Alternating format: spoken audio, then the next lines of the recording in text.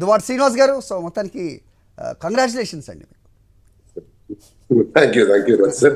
Right. So అల్లు పెరగని పోరాటం చేస్తున్నారు వేరే పక్షాల మీద. అఫ్ కోర్స్ ఎవరు కరెక్ట్ ఎవరు తప్పు ఇదంతా నేను ఆ జోలికి వెళ్ళదలుచుకోలేదు. మొత్తానికి మీరు అనుకున్నది వచ్చింది అని ఆ విషయంలో నేను మీకు కంగ్రాట్ చెప్పాను.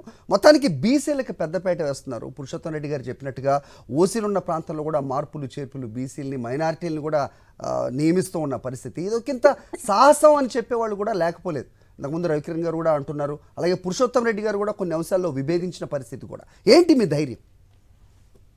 ముందుగా మీకు అలాగే మన ప్యానలిస్టులకు కూడా నా హృదయపూర్వక నమస్కారాలు సార్. ముందుగా నా దేవుడు, నా దైవం అంటుంటాను ఇప్పుడు నేను.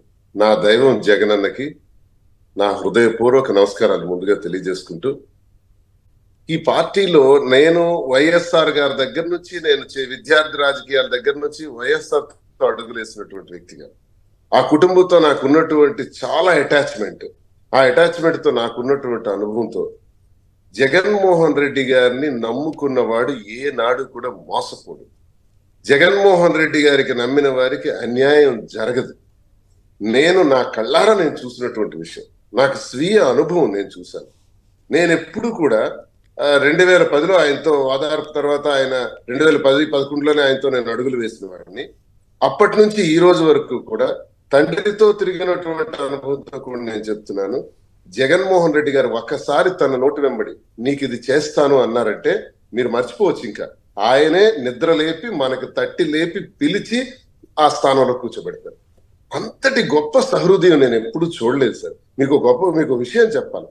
గతసారి నేను ఎంపీగా పోటీ చేశాను. ఆ తర్వాత ఎమ్మెల్యేగా 2014లో చేశాను.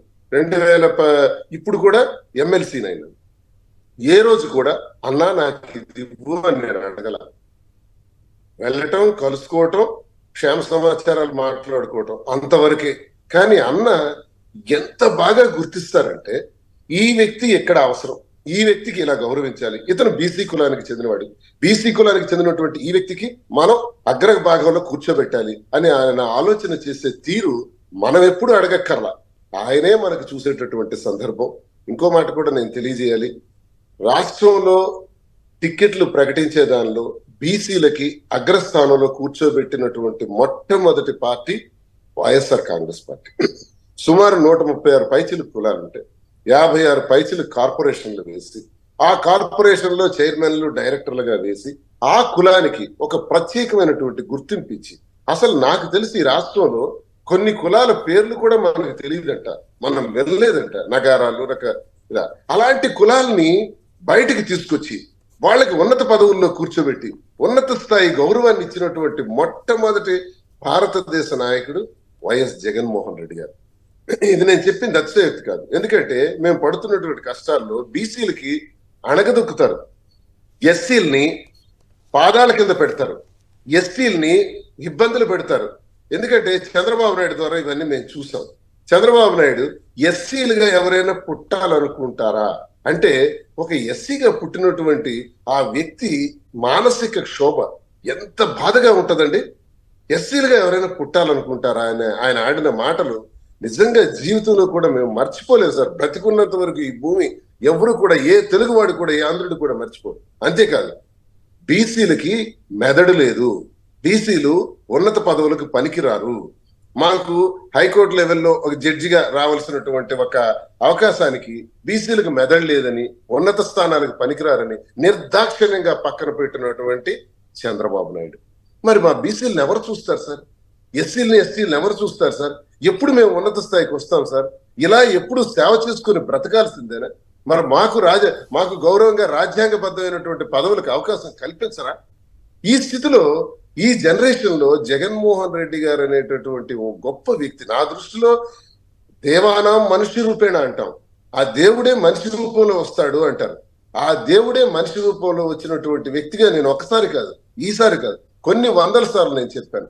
జగన్మోహన్ రెడ్డి గారే ఆ దైవమే జగన్మోహన్ రెడ్డి గారి రూపంలో వచ్చి ఈ ప్రజలందరినీ సామాన్యమైనటువంటి ఒక గుడిసె నుంచి ఉన్నత స్థాయి ఉన్నటువంటి స్థాయి వరకు అందరినీ హక్కును చేర్చుకొని అయితే వర్గాల్ని శ్రీనివాస్ గారు, సో నాకు అర్థమైంది. సో మీ అభిమానం అలాగే దీంట్లో ఒకటి సమాధానం చెప్పాలంటే వై నాట్ 175 అని మొదటి నుంచి అంటున్న వైఎస్ఆర్సీపీ అలాగే ముఖ్యమంత్రి గారు. సో గెలుపే లక్ష్యంగా అంటే విన్నబిలిటీయే ప్రధానంగా ఇక్కడ చూడాల్సిన అవసరం ఉందా? సామాజిక న్యాయాన్ని గమనించాల్సిన ఆవశ్యకత ఉందా? లేదంటే ఇది ఒక వ్యూహమా? అంటే ఏం చెప్తారు సార్? రాజకీయ పార్టీలు ఎన్నికల్లో గెలవాలి అనుకోవడం అత్యంత సహజం. కానీ జగన్ అన్న ఎప్పుడైనా మీరు ఎన్నికల్లో ప్రచారంలో ఎప్పుడైనా చూసారా? ఏ సభలో ఆయన చెప్పేది ఏంటంటే, నేను మంచి చేశానని నమ్మితే, ఆ దేవుడు కరుణిస్తే మళ్ళీ ముఖ్యమంత్రిని అవుతాను, మళ్ళీ మంచి చేస్తాను. ఇది ఆయన వాయిస్. అంటే దీని అర్థం ఏం కనబడుతుంది సార్? గెలుపు అన్నది ఒకటి మనిషికి తార్కాణం కాదు. సామాజిక న్యాయం అన్నది ముఖ్యం. ప్రతి పౌరుడికి గౌరవించడం అన్నది ముఖ్యం. బడుగు బలహీన వర్గాలు, శ్రామిక తాడిత పీడిత కర్షక వర్గాలు, అణగారిన వర్గాలందరినీ కూడా అగ్రభాగాన కూర్చోబెట్టడం ముఖ్యం. ఇవన్నీ జరిగిన తర్వాత ప్రజలందరూ సహకరిస్తారు. ప్రజల సహకారంతో మళ్ళీ మళ్ళీ ప్రభుత్వాలు ఏర్పాటు చేస్తామన్నటువంటి ఆలోచనతో ఆయన రానున్న 30 ఏళ్లు కూడా కాబోయే ముఖ్యమంత్రి వైఎస్ జగన్మోహన్ రెడ్డి గారి తప్ప ఈ రాష్ట్రంలో ఏ ఒక్క వ్యక్తికి అవకాశం రాదు. ఆయన సామాజిక న్యాయమే ప్రధాన అంశంగా ఈ టికెట్ల నిర్ణయాలు కానీ అన్ని కూడా జరుగుతున్నటువంటి తీరు మనం చూస్తున్నాం. ఇది ఎప్పుడు కూడా ఇది చాలా ధైర్యం ఉండాలి సార్, చాలా కలేజా ఉండాలి. బీసీలని అగ్రస్థానంలో కూర్చోబెట్టి, ఎస్సీలను అగ్రస్థానంలోని, ఎస్టీలను అగ్రస్థానంలో కూర్చోబెట్టి మరి రాజ్యాంగం ప్రకారం మన ప్రభుత్వాన్ని ఏర్పాటు చేయాలంటే అంత ఆషామాషి వ్యవహారం కాదు. అది మాటల వరకు ప్రతి ఒక్కరూ చెప్తారు. ఇప్పుడు మహిళలకు అత్యధిక ప్రాధాన్యత. మహిళలను చూడండి ఏ స్థాయిలో ఇచ్చారో. 40-45% 50 ఉండాల్సినటువంటి దగ్గర నుంచి 30% రిజర్వేషన్ ఉన్నటువంటి దగ్గర నుంచి 55-60 కొన్న దగ్గరలో అయితే 65% కూడా కార్పొరేషన్ లో గాని, మున్సిపాలిటీల్లో గాని, అన్ని రంగాల్లో కూడా మహిళలకు కూడా అగ్రస్థానంలో పెట్టినటువంటి మొట్టమొదటి ఘనపాటి వైఎస్ జగన్మోహన్ రెడ్డి సార్. ఇది రాజకీయ కోణంగా ముద్ర వేయటానికి లేదు. ఇది కేవలం సామాజిక న్యాయం అనేటటువంటి కోణంలో జరిగినటువంటి ఒక పెద్ద యజ్ఞం. ఈ యజ్ఞంలో బీసీదే అగ్రస్థానం, ఎస్సీలదే ఉన్నత స్థానం. ఈ స్థానాన్ని కల్పించినటువంటి జగన్మోహన్ రెడ్డి చరిత్రకారుడు. చంద్రబాబు నాయుడు వల్ల అణగారినటువంటి ఇబ్బందులు పడినటువంటి మేము ఈ రోజు సంతోషంగా ఉన్నాం. ఉన్నత స్థాయికి రాగలుగుతున్నందుకు జగన్మోహన్ రెడ్డి గారికి జన్మలకు మా బీసీ కులాలందరం కూడా రుణపడి ఉంటామని నేను సందర్భంగా తెలియజేస్తున్నాను సార్. రైట్.